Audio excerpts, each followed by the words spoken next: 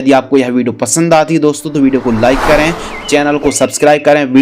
तो आंवले की खेती कब और कैसे करना चाहिए, हमारे किसान भाई आंवले की बागवानी से कैसे ज़्यादा से ज़्यादा प्रॉफिट, कैसे ज़्यादा से ज़्यादा लाभ कमाई कर सकते हैं, आंवले की खेती कब और कैसे करना चाहिए, जलवायु, टेम्परेचर, टाइमिंग के साथ साथ दोस्तों सबसे ज़्यादा कमेंट्स जो आते हैं best variety, hybrid best variety जिनका उपज और उत्पादन काफ़ी बढ़िया हो। आंवले की खेती जब हम करते हैं तो पहली तोड़ाई फर्स्ट हार्वेस्टिंग के लिए कितना समय लगता है, कितनी लाइफ साइकिल है, लागत के ऊपर बात करेंगे, पौधे आप कहां से खरीद सकते हैं, पौधरोपण किस प्रकार करना चाहिए, कितनी दूरी पर, और कुछ रोग बीमारी आती हैं, ज़्यादा पैदावार निकालने के लिए खाद, स्प्रे, कीटनाशक दवाइयों का प्रयोग हमको कब और कैसा करना चाहिए, ज़्यादा से ज़्यादा पैदावार निकालने के लिए कौन से पोषक तत्वों की दोस्तों हमको पूर्ति करना चाहिए। तो इस वीडियो के माध्यम से आपको गूसबेरी फार्मिंग की यानी आंवले की उन्नत खेती की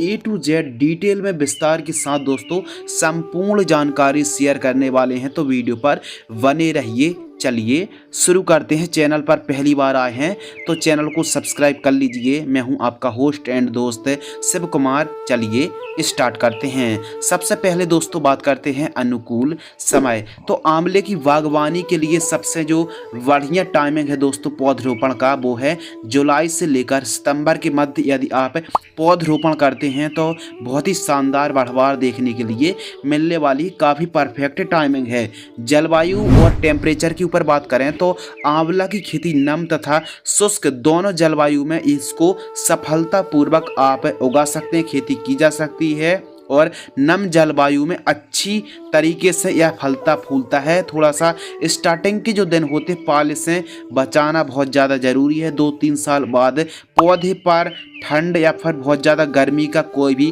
फर्क नहीं पड़ने वाला है। तो एक प्रकार से कह सकते हैं कि आंवले की खेती सभी प्रकार की जलवायु के लिए दोस्तों काफ़ी अनुकूल, काफ़ी परफेक्ट है।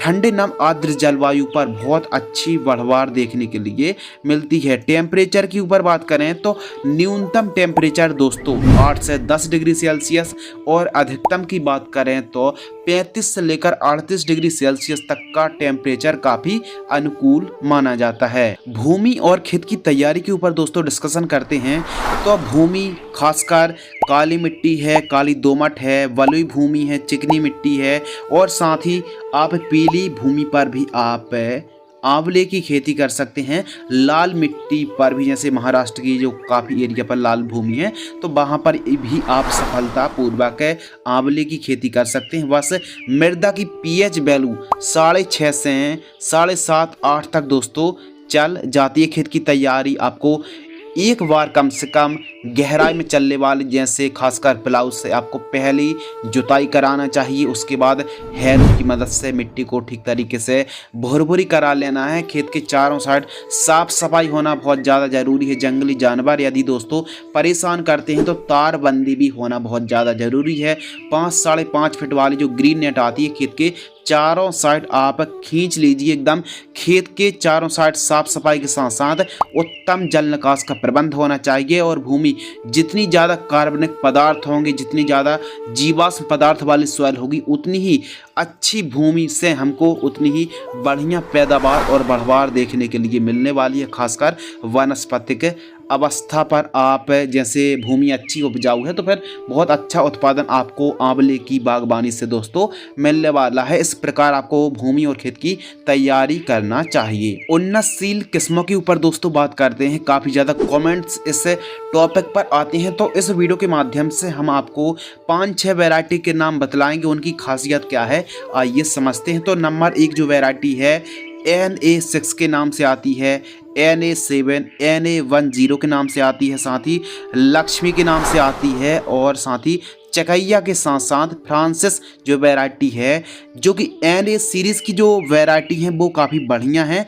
और ख़ासकर चकैया जो वैरायटी है इस पर रोग बीमारी भी कम आती हैं। थोड़ा सा देसी टाइप की यह वैरायटी है, बहुत ज़्यादा इसका उत्पादन है और सभी जगह पर चकैया जो वैरायटी है इसको आप लगा सकते हैं। रोग बीमारी कम है, पैदावार अच्छी है। मार्केट पर जब अपनी उपज को आंवले को ले जाएंगे तो उसकी जो चमक क्वालिटी वो बढ़िया देखने के लिए मिलेगी। प्लस NA सीरीज की जो भी वैरायटी हैं इनका उत्पादन भी काफ़ी अच्छा है और रोग बीमारी काफ़ी कम आती है। तो आप चकैया के साथ साथ NA सीरीज की जो वैरायटी हैं उनको भी आप दोस्तों आंवले की लगा सकते हैं। बाकी आपके एरिया, जलवायु, क्लाइमेट कंडीशन के हिसाब से जो बेस्ट वैरायटी हो आप उनका सिलेक्शन कर सकते हैं। प्रति एकड़ पौधे यानी पर एकड़ प्लांट, 1 एकड़ पर आप खेती कर रहे हैं तो 180 से 200 पौधे दोस्तों आपको लगाना चाहिए। बेसल डोज जब आप पौधरोपण करेंगे उस समय कौन कौन सी खाद देना चाहिए जिससे प्रॉपर बढ़वार देखने के लिए मिले, तो single super phosphate powder form वाली जो उर्वरक खाद आती है 50 किलोग्राम, DAP 50 किलोग्राम, मुर्गी की खाद 1 ट्राली और गोबर की खाद कम से कम 2 ट्राली, इन सभी को मिक्स करके जब आप पौधरोपण करें उस समय आपको प्रयोग करना चाहिए। प्लांट डिस्टेंस तो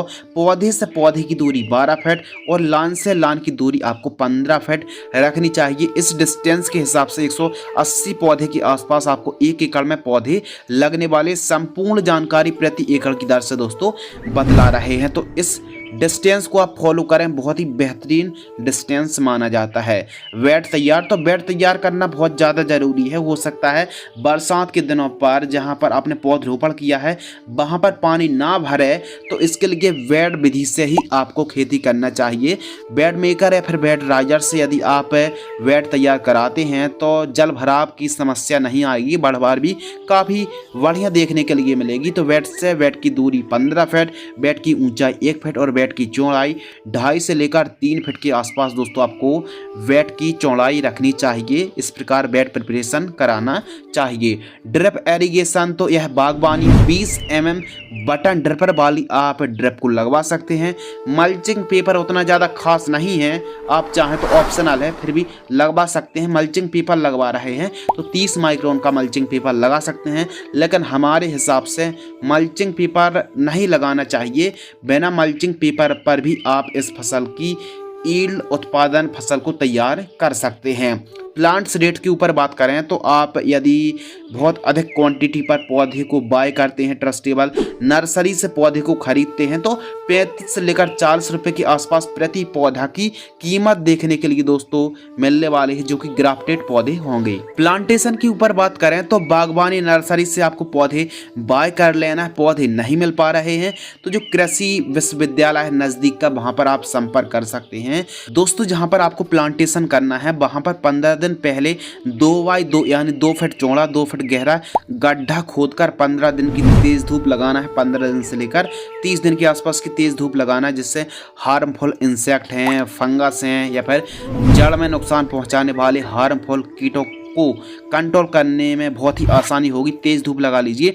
उसके बाद जो मिट्टी निकली है आधी मिट्टी को और जो हमने बेसल डोज बताया उसको, इनको ठीक तरीके से मिक्स करना है। उसके बाद आपको ठीक तरीके से गड्ढे को फिलअप कर देना है। पर्याप्त मात्रा पर नमी होना चाहिए और आपको एक एक पौधे की पौधरोपण करना चाहिए। यदि पौधा कमज़ोर है तो बांस के छोटे छोटे टुकड़े गड़ाकर पौधे को बांध दीजिए, जिससे हवा चलने पर पौधा कमज़ोर या फिर पौधा टूटे ना। सिंचाई के ऊपर दोस्तों बात करते हैं तो सिंचाई की अलग अलग विधियां हैं, जैसे ड्रिप से आप खेती कर सकते हैं, फ्लैट एरीगेशन से सिंचाई कर सकते हैं। फ्लैट एरीगेशन से आप खेती कर रहे हैं दोस्तों, नाली क्यारी विधि से सिंचाई कर रहे हैं, 15-15 दिनों के अंतराल पर सिंचाई करना चाहिए। ड्रिप से खेती कर रहे हैं तो 4-4 दिनों के अंतराल पर सिंचाई करना चाहिए। आंवले की फसल पर बहुत ज़्यादा सिंचाई की आवश्यकता नहीं होती है।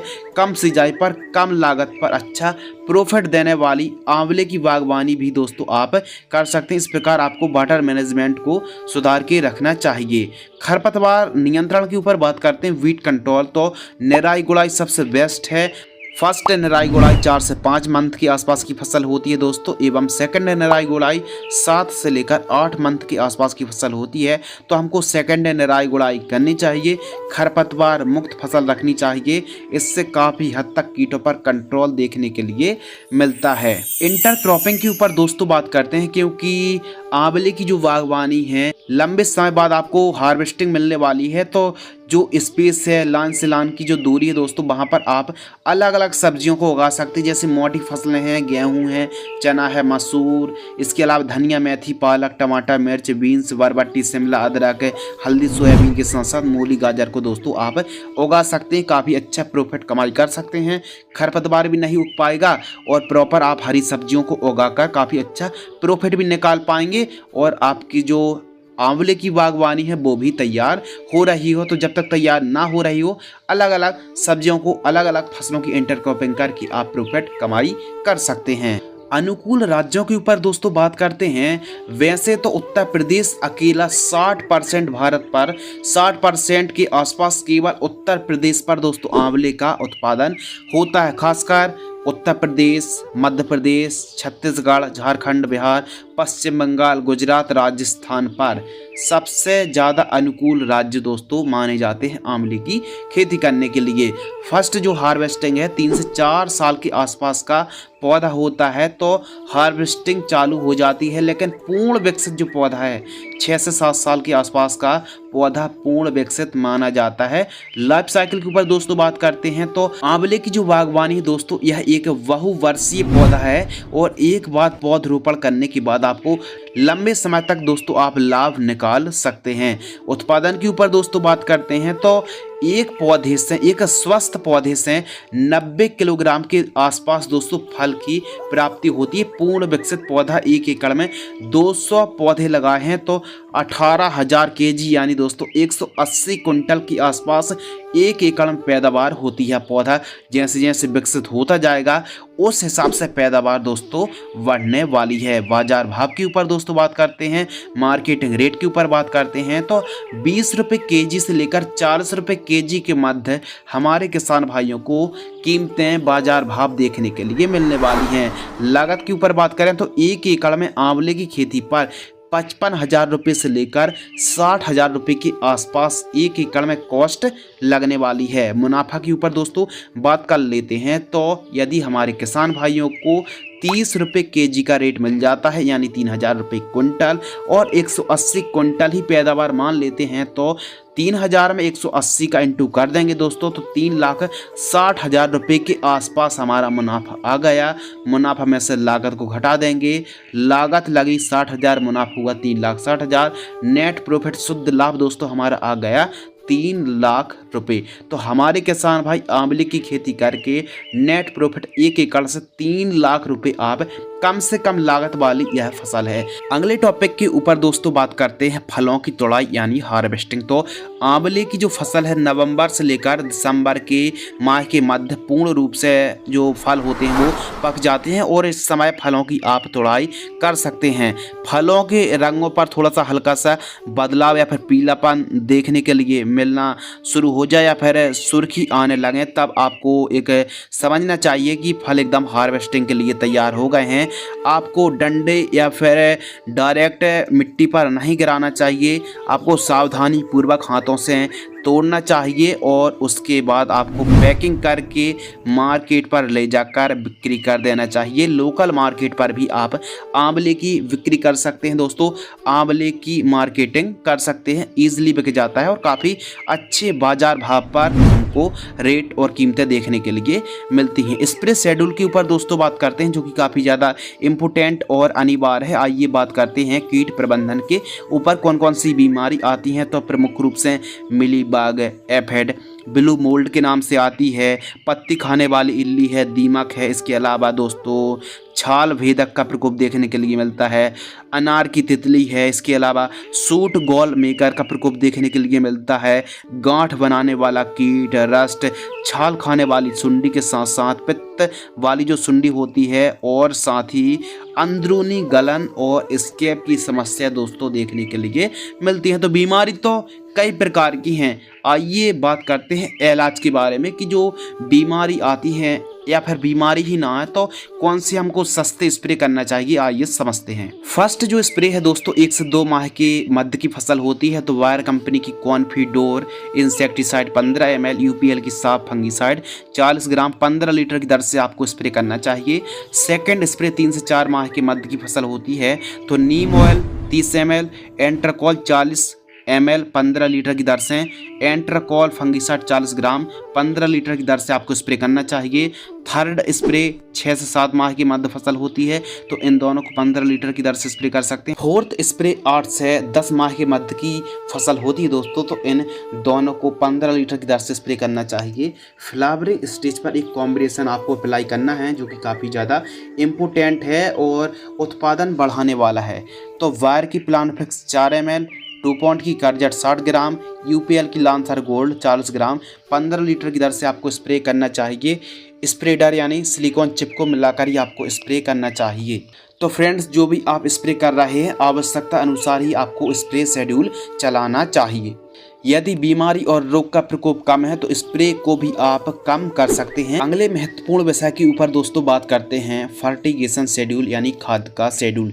जब तक हम अपने पौधे को पोषक तत्वों की पूर्ति नहीं करेंगे तो पौधे पर या तो बढ़वार नहीं होगी, पीलापन की समस्या देखने के लिए मिलेंगी या फिर कम फल फूल की संख्या देखने के लिए मिलने वाली है। तो पैदावार बढ़ाने के लिए कुछ इस प्रकार आपको फर्टिगेशन शेड्यूल चलाना चाहिए सॉइल एप्लीकेशन से। फर्स्ट खाद 2 से 3 माह के मध्य वर्मी कंपोस्ट 5 किलोग्राम प्रति पौधा जड़ों के पास देकर सिंचाई करना चाहिए।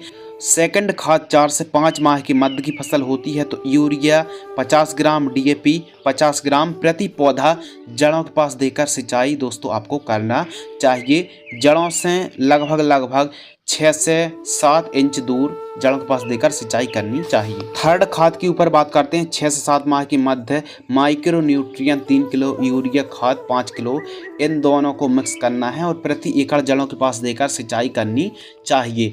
फोर्थ खाद 10 से 12 माह की मध्य की फसल होती है दोस्तों तो मैग्नीशियम सल्फेट 10 किलोग्राम और अमोनियम सल्फेट 8 किलोग्राम प्रति एकड़ की दर से जड़ों के पास देकर सिंचाई करनी चाहिए।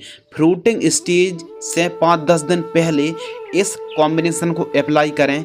Urea 35 kilo, DAP 25 kilo, MOP 15 और बायोजाइम 10 किलो, इन सभी को मिक्स कर लीजिए। उसके बाद जड़ों के पास 1 एकड़ में जड़ों के पास देकर सिंचाई कर दीजिए और जो पैदावार है, जो क्वालिटी है और जो उत्पादन है दोस्तों वो काफ़ी ज़्यादा बढ़ने वाला है। इस प्रकार फर्टिगेशन शेड्यूल यदि दोस्तों आप चलाते हैं, प्रॉपर आपको सिंचाई करना है, प्रॉपर पोषक तत्वों की पूर्ति करना है। रोग बीमारी का प्रकोप देखने के लिए मिल रहा है तो नीम ऑयल है, यूपीएल की साफ फंगिसाइड है, कार्बेंडाजिम मैंकोजेब है, ऐसी फंगिसाइड को आपको स्प्रे आवश्यकता अनुसार करना चाहिए। स्टार्टिंग के दिनों पर खासकर सिंचाई पर विशेष रूप से ध्यान रखना चाहिए। तो दोस्तों, आज की इस वीडियो के माध्यम से आपको बताया गूसबेरी फार्मिंग यानी आंवले की उन्नत खेती। हमारे किसान भाई आंवले की बागवानी से भी खेती करके काफ़ी अच्छा और काफ़ी बढ़िया मुनाफा निकाल सकते हैं। आंवले की जो खेती है यह कम उपजाऊ भूमि पर भी खेती कर सकते हैं, कम सिंचाई के साधन है और साथ ही साथ दोस्तों आंवले की जो फसल है कम लागत वाली फसल है और काफ़ी अच्छा प्रॉफिट देने वाली बागवानी है। तो हमारे किसान भाई आंवले की बागवानी खेती करके काफ़ी अच्छा प्रॉफिट निकाल सकते हैं।